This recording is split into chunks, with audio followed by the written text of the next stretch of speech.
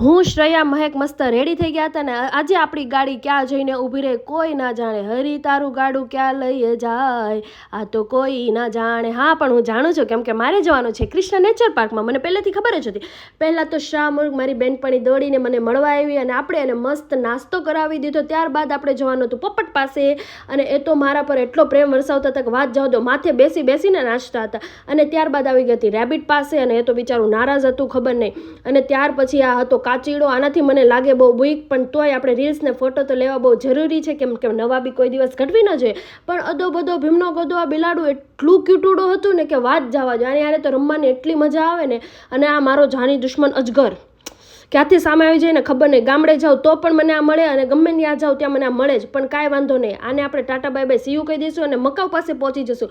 પણ મકાઉ એટલું સારું હતું ને કે વાત ના પૂછો. આની જોડે એટલી મજા આવે ને કે મને તો થોડી વાર થયું કે આને લઈને હું ઘરે જ ચાલી જાઉં, પણ ભાઈએ ના પાડી. ના બહેન, આવું કરતા નહીં. પછી આવી ગઈ હતી હું કાચબા પાસે. કાચબાને મળીને મેં કીધું માછલી બેનને પણ મળી લઉં, એને પણ ખોટું ન લાગે. તો એ પણ બહુ પ્રેમ વરસાવતા હતા. અને પછી આપણે પી લીધી મસ્ત કોફી, ચીલ આઉટ થઈ ગયા અને પછી ઘરે જવા માટે નીકળી ગયા. બસ આજના વિડીયો માટે આટલું. નેક્સ્ટ વિડીયો માટે લાઇક, શેર, સબસ્ક્રાઈબ અને હા, કમેન્ટમાં તમારું ફેવરિટ બર્ડ એનિમલનું નામ લખવાનું ભૂલતા નહીં. બાય, જય શ્રી કૃષ્ણ.